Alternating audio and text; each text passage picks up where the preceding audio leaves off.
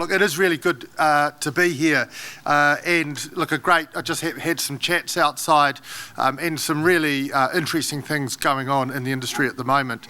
It's quite interesting in the sense that prior to being in politics, I was in the legal profession, and also prior to that, an academic. And whilst I did some insurance and some banking and other sort of commercial areas of work, one of my real passions, and particularly as an academic, was professional ethics and professional regulation.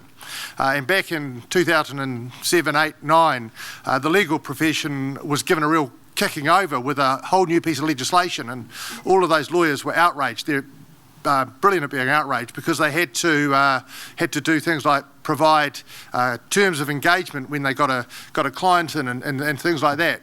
And of course now with the current regulation of this profession, we're in a very similar situation, and it was really interesting just to discuss outside over a coffee what that means, and the whole idea of just, I think you might call it engaging in a bit of professional hygiene, making sure things are well recorded, making sure that clients know what they're getting into, that there's a record of the advice they've received, and it just really helps, because certainly as a lawyer, I do recall a number of occasions when clients would sort of say, how do we find ourselves here? You never told me that this would happen. And of course, in the investment world, things are happening, and it's always useful to be able to look back and say, well, I think I did tell you that because here's the record of it. So it's really, I think, important to have some good, proportionate regulation around the financial sector.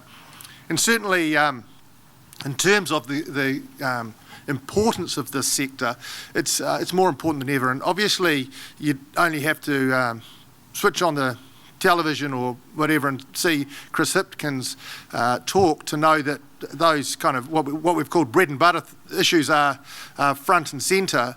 But in terms of protecting the long-term welfare of New Zealanders, the work that you guys do is really important, and giving good financial advice, particularly when there's choppy seas out there, is so important to make sure that people who can do make provision for whatever life may throw at them, whether that be in the health and life space or whether it be in the long-term investment space. So, and obviously what's going on up north, there's a huge amount going on there, and one of the things that's really important, I think, and that we're looking at is how people emerge from that disaster or those disasters in a stronger and more resilient position than they did. So that whole idea of building back better, and I think that doesn't just mean building houses, it means thinking about the risks that life may throw at us and making arrangements in the future. And certainly, from what I understand, COVID has shown us that the future can be uncertain, and it might be appropriate to make some kind of financial provision for significant changes in our financial positions. So I do absolutely want to acknowledge the regulatory changes that have happened, and the fact that there's been a long transition to the new regime. And I know our friends from the FMA, they are friends, are here to talk to us later. And I know that there's been, any regulatory change imposes work and costs. And I know that you've worked hard to do that. But I do think we'll have a better and stronger profession for it. And I was just, again, previously mentioning the fact with the disasters that when disasters happen and there's insurance claims and what have you, and I certainly know this from Christchurch, some less reputable operators arrive in town. And it's really important, I think, that this whole professionalisation, the fact that we can recognise that there's a group of people out there who can give competent, highly useful professional advice is really important, so that the consuming public can distinguish that from people who are not those things. So, and I think that's an important part in making sure that people who are in vulnerable positions can have that reassurance. So thank you for the work you've done. And obviously coming up, the Conduct of Financial Institutions regime will be put into place. And there's some questions that are still being addressed, including sales through financial advisors and commission arrangements and those sorts of things. So, that question is still an open question. There's work to be done there. And of course, sales incentives, volume-based sales incentives are always a tricky area. And we've got to strike the right balance, I think, between having a workable incentives regime and yet making sure that we don't put people in a position where, and this is my ethics background, right, that you don't put people in a position where the ethical choice is an impossible choice. We've got to think very, very carefully about that. And that's about creating a structure, an incentive structure that doesn't create that environment. So that's going to be enforced, but it's not a wee way off, 2025. The other thing that's close to my heart, having, a little personal history, I got a fancy job in a law firm in Christchurch in 2010, and I thought it was pretty swanky, a big office and so on. And then I was there for about 6 months and the earthquakes hit. I wasn't in that office anymore. And my practice changed from being a sort of commercial litigator to being an insurance litigator overnight. And I made a decision early on that I wouldn't act for any insurance companies, no offence, but I thought there was a real need amongst homeowners. And so the Insurance Contract Act that has been, exposure draft's been commented on, that's a matter close to my heart. I think we've got to get insurance right. We're lagging 20 or 30 years. I mean, some of our insurance law is over 100 years old, and it desperately needs a tidy up. So that's something I'd like to see happen. But again, at the same time, I don't think it's going to happen quickly. I think we've got to get it right. So let's move that along in a deliberate manner.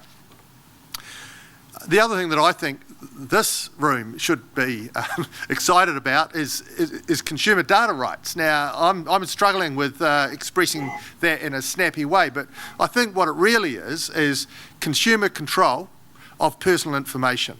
The idea that consumers, and this for this industry would be a fantastic innovation, the idea that consumers can ask providers to make available their information in a useful way so that people like you can compare pretty much in real time what the best product mix is for them.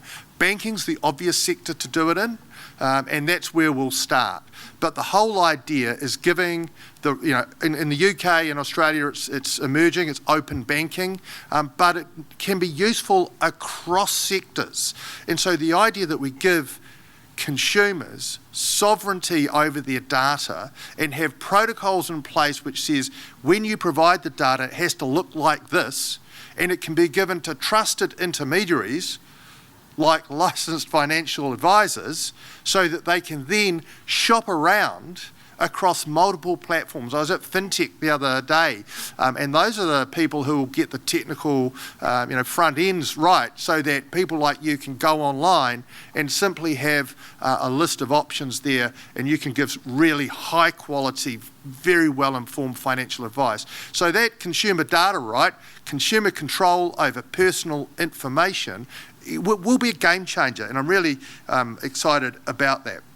Look, there's probably enough from me because I know you've got Slido and I've seen it before, and I don't want to be afraid.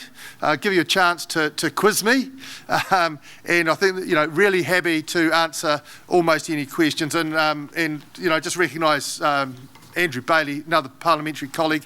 We're not enemies all the time. The election hasn't really started, has it?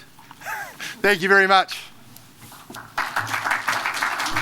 Dr. Webb, thank you for those opening comments. There's a bunch of questions coming through on Slido. Just that question about insurance. You've seen up close what's happened in Christchurch. You've probably seen very up close what's happening all around the North Island, Hawke's Bay, west coast of Auckland and so on. What's your sense of what may need to change in that regard? Oh, look, so my experience in Christchurch, things have changed a lot in the 10, 12 years since Christchurch. Insurers learned a lot, EQC learned a lot as well, and there's been some real improvements there. But I guess when I bring my politics to these questions, it's about making sure that those who need it most are the best looked after. And I still think that we need, I was chatting to some insurers the other day about exclusions, and they said, we don't really need to do anything because we never rely on that one. Now, the lawyer in me doesn't like that statement. So we need to tidy up the law around exclusions. We need to tidy up the law around disclosure requirements and erroneous disclosure by insureds, and a whole lot of other things. But we also need to make sure that we have some underlying expectations on insurer behaviour to make sure that they, and if any advisors here assist clients in making claims, you'll know that the the hurdles that can be put in place, which taken individually might be justifiable, but when taken together it becomes a course of obstruction. And so that's essentially what I want to see as an Insurance Contracts Act, which gets the kind of nuts and bolts law right, but also requires good faith in a substantive way from insurers, particularly at the claims handling end. The front end, no one thinks about claims when they buy insurance, and that's where it really bites. Yeah, we'll talk actually in the panel, the moments of truth, which is when the contract actually delivers. Dr. Webb, great question here, and this picking up your question around some of the unsavoury behaviour. How do we help New Zealanders understand the difference between quality professional advice and those disreputable people that occasionally turn up at times like these? Yes, such a good question. And what's happening in the industry now is fundamentally professionalisation, right? And there's the legal profession suffers from it. There's always the odd bad egg. You actually get brand value from how you deal with bad eggs, deal with them firmly, out them. But also, the idea that there is you need to front up that this is a licensed regime, that you have to meet quality standards, and that people who haven't met that standard, first of all, they're not allowed to give the advice, and it's the regulator's job to make sure that where that occurs, where there's people giving advice who aren't qualified and permitted to do so, that is stopped, and you have a part to play in making sure that comes to light. But ultimately, it's about leveraging off the brand that you have and making sure that you do provide demonstrable quality. I think that's where we come from. Just changing scene a moment. So as Minister, in your purview is pretty much the whole sector. As you look out into the election, are there any kind of major policy areas you want to address or tackle before we get to the election? Yeah, look, the main one pre-election that I'd like to see substantive progress on is the consumer data rights. I think in terms of making the biggest gains, including in a sector like this, I think that's where it is. It's about delivering greater value to the consumer, right? And also greater competitiveness across what are relatively complex industries. So if you think of banking, financial institutions, utilities, it's very hard for consumers to know whether what they're buying is best for them. But with good advice and with good data, that's where I think the biggest gains are to be made. We spend a lot of time in the sector talking about consumer resilience and financial capability, consumer literacy, and so on. And the data is always pretty alarmingly low. How do we shift the dial on that? Yeah, look, I think financial literacy is a huge problem. I know the Retirement Commission, which isn't just about old people, of course, it's about educating people early on. I know that they've got a lot going on in that space. Look, KiwiSaver is really important there as well, in the sense, and I know there's a lot of interest around KiwiSaver, but I think, having KiwiSaver there and people understanding the idea of long-term planning is really important. But let's be honest, you're right, there's a lot of work to be done in that space. Look, I think the banking and finance sector has a role there as well, that they should be directing people to think in the long term about that as well, and not just, transactional accounts and mortgages and so on. We were talking just before about markets going up and markets going down, and just on KiwiSaver, I mean, how do we help New Zealanders in a cost of living crisis kind of think long term and kind of plan and invest long term? Yeah, look, I was asked about this by the media not long ago, and it's there's some natural attributes of humans, right, that they don't. Thinking about what's going to happen in 7 or 10 or 20 years is not something we can easily do. It's just a natural attribute of our intellects. So to tell people, don't worry about the fact your KiwiSaver just lost 10% in the past 6 months, it'll all come out in the wash. It's a very, very difficult thing to do. And I get emails, pretty much daily saying, you're Minister for KiwiSaver, how are you going to get my money back? And that conversation is really hard, but it's part of that financial literacy. And there's one element of it is provide the data, right? Or provide the information. Demonstrate to people that, a balanced portfolio rather than a conservative one in the long term overall will give better returns. But one of the real challenges is that data doesn't persuade people. What they really need is people they trust, and this is how you persuade people, people they trust, giving them advice in a compassionate and immediate way. So that face-to-face conversation, not just from you, their financial advisor, but from friends or family, is actually a lot more persuasive than a graph. Awesome. Hey, time for 2 last questions. These are policy ones. Are we going to see KiwiSaver changes in terms of increasing rates of contribution or making it mandatory or pushing out the retirement age? Yeah, look, retirement age, no. We've been pretty clear on that. KiwiSaver, one of the challenges around KiwiSaver contributions, or KiwiSaver generally, is that women and Māori and Pacifica come out of the other end with less than other people, and there's some, there's a pay equity issue in there, there's stepping out of the workforce issues in there, and I think if we're going to make changes to KiwiSaver, they're one of the things we need to hold front and centre. KiwiSaver is not a compulsory retirement scheme, and we're committed at the present time, at least until the Prime Minister tells me otherwise, to keeping it that way, right? So people can choose to be in KiwiSaver or not.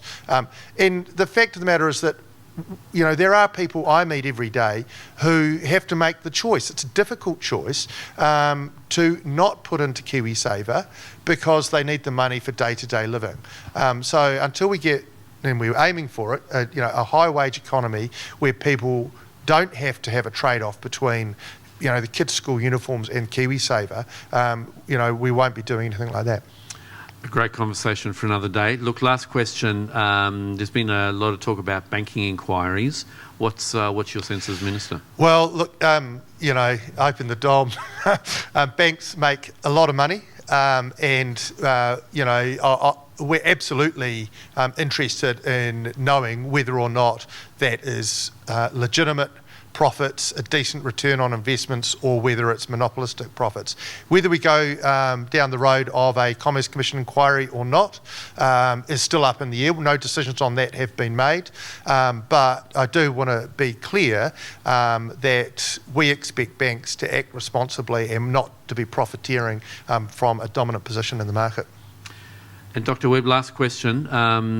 I said to you, I read your first speech in the House in 2017. What kind of gets you out of bed? Why did you take on the role, and what do you really want to achieve? Yeah, look, I come from a relatively humble background.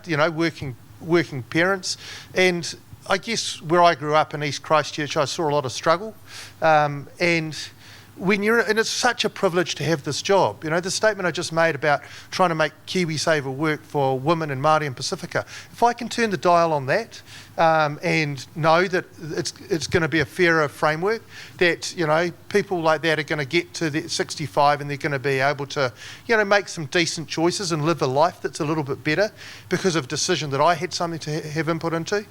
It's a privilege, and that's why I'm here.